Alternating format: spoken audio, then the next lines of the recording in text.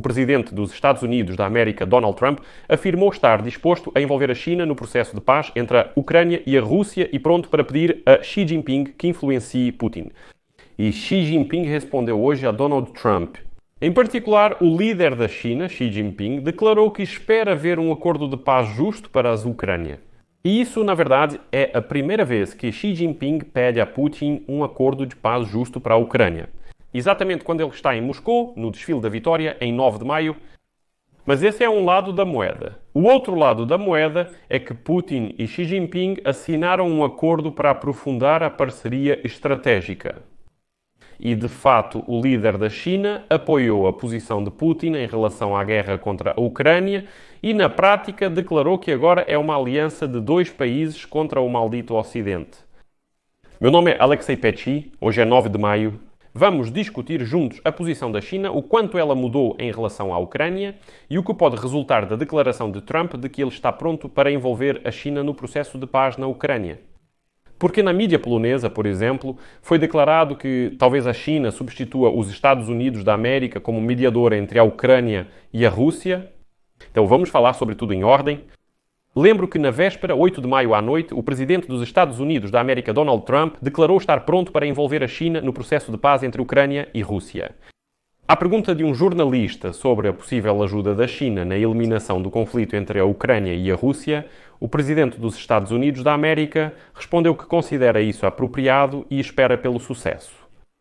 Trump observou que o fim das hostilidades seria uma grande conquista e que os Estados Unidos da América estão trabalhando ativamente nessa direção, estando próximos de alcançar esse objetivo. Se conseguirmos cessar as hostilidades, será uma grande conquista. Estamos nos esforçando muito e acho que estamos perto disso.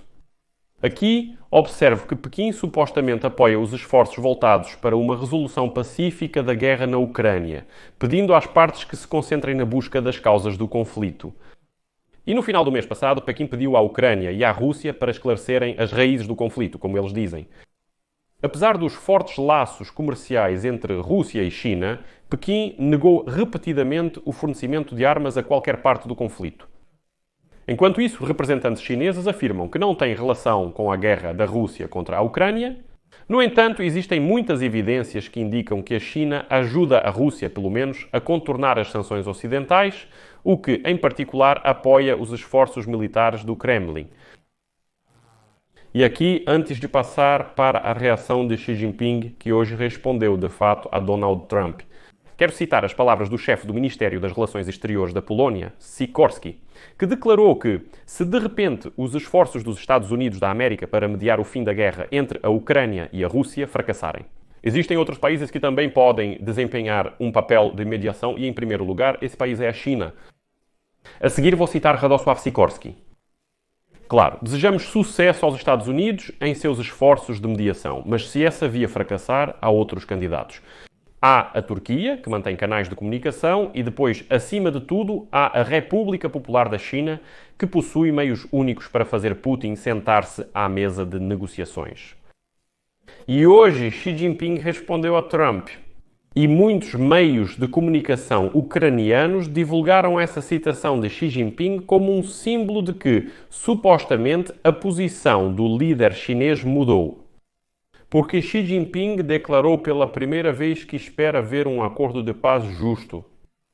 Como foi observado, Xi Jinping declarou ao chefe do Kremlin, Vladimir Putin, durante uma conversa informal em Moscou no dia 8 de maio, que a China espera que um acordo de paz justo, duradouro e vinculativo, que seja aceito por todas as partes interessadas, possa ser alcançado por meio do diálogo. Embora Xi Jinping não tenha especificado como deve ser esse possível acordo, o comentário parece ter sido o primeiro caso em que o líder chinês expôs pessoalmente os princípios de um acordo para encerrar a guerra da Rússia contra a Ucrânia. É importante que as observações de Xi Jinping estejam em sintonia com a declaração feita em março pelo ministro das Relações Exteriores da China, Wang Yi, que disse que todas as partes do conflito querem, citação, um acordo justo, pacífico e duradouro que seja obrigatório e aceito por todos. As observações de Xi Jinping também foram feitas depois que Trump disse que para ele seria natural pedir à China para ajudar em um acordo entre a Ucrânia e a Rússia. Em uma postagem nas redes sociais, Trump pediu um cessar-fogo de 30 dias para abrir caminho para negociações, ameaçando impor sanções adicionais caso a trégua fosse violada.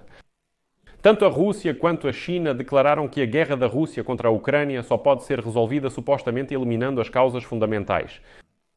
Essa é uma frase que a Rússia costuma usar, alegando que foi supostamente forçada a iniciar a guerra para evitar a perspectiva de a Ucrânia ingressar na OTAN.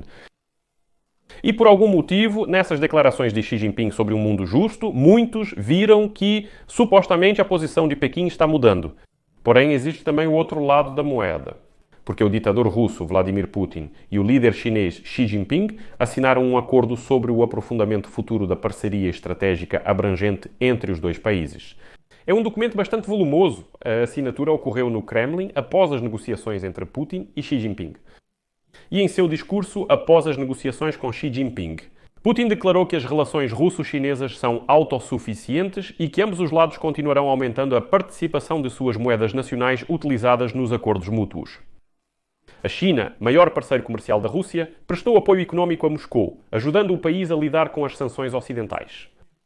O líder chinês Xi Jinping, em visita a Moscou, declarou apoio à Rússia, chamou Putin de aliado na construção de uma nova ordem mundial e confirmou posição comum sobre a guerra contra a Ucrânia. Em uma declaração conjunta após as negociações, os líderes da China e da Rússia observaram que o conflito na Ucrânia só pode ser resolvido eliminando sua causa raiz. Essa formulação repete claramente as principais mensagens da propaganda russa, com as quais o Kremlin justifica o início da guerra em grande escala. Em particular, a ameaça de expansão da OTAN, a discriminação contra falantes de russo, a repressão à língua russa, à cultura, à mídia, às igrejas, etc. Tudo isso que ouvimos ao longo de muitos anos recentes. E a participação de Xi Jinping, assim como a declaração conjunta que alinha a posição da China com a visão russa sobre a guerra, oferece a Putin um apoio importante. Com a pressão dos Estados Unidos da América exigindo o fim da guerra, Xi Jinping também declarou que Rússia e China devem ser verdadeiros amigos de aço forjados em centenas de provações. Além disso, Xi Jinping e Putin prometeram fortalecer a coordenação em todas as áreas, incluindo a militar. E a citação: resistir de forma decisiva à política de Washington de contenção dupla contra China e Rússia. Xi Jinping e Putin também confirmaram a intenção de controlar pessoalmente as principais áreas de cooperação, buscando aumentar o volume de comércio e investimentos até 2030. Por isso, parece que a China claramente não pretende adotar uma posição ocidental, pelo contrário, veio e está assumindo uma posição pró-Putin. Por isso, ainda não está claro sobre o que se pode conversar com a China. E como exatamente Trump pretende envolver a China nas negociações também continua sendo uma questão em aberto. De fato, agora tanto Putin quanto Xi Jinping estão desafiando Donald Trump, que, desculpe, nos primeiros 100 dias de sua presidência, tentou apaziguar Putin. Contar para o mundo inteiro como Putin é bom, como ele quer a paz. Ele diz que é Zelensky quem está sabotando as negociações, que é a Ucrânia que não quer a paz, que a Ucrânia nem deveria, como ele disse, ter começado essa guerra, porque a Rússia é muito maior, muito mais forte. Era preciso, em vez disso, começar a pressionar com firmeza Putin e toda essa Rússia sangrenta e suja. É o que faziam lá, o que ele fazia. Agora está queimando, eu seria assim. A China foi envolvida nessas negociações, mesmo após Xi Jinping afirmar que não participaria. E do lado da Rússia, nós apoiamos a Rússia. Nós falamos sobre a necessidade de eliminar as causas principais desta guerra e, consequentemente, agora Putin vai ficar mais ousado e dizer que a China está do lado dele. Por outro lado, no final eu quero destacar que Putin, ficou um pouco mais relaxado. Afinal, parece que lá houve alguma conversa interessante entre eles. Sentamos com Xi Jinping. Porque em seu discurso no desfile da vitória em Moscou, no dia 9 de maio, Putin praticamente não mencionou a guerra em larga escala na Ucrânia, que já dura 4 anos, e evitou fazer ameaças aos países ocidentais. No discurso, que durou cerca de 10 minutos, ele falou principalmente sobre os feitos dos participantes, como eles chamam, da Grande Guerra Patriótica, que, segundo Putin, nos legaram a missão de defender a pátria, sermos unidos, defender firmemente nossos interesses nacionais e valores tradicionais. Putin declarou que todos os russos apoiam os participantes, os chamados, segundo ele, e fala sobre o fato de que, supostamente, esses participantes continuam a luta. citação sobre as atrocidades cometidas por apoiadores do nazismo, da russofobia e do antissemitismo, é assim que se manifesta como acontece na Ucrânia, o antissemitismo contra o qual Putin está lutando agora.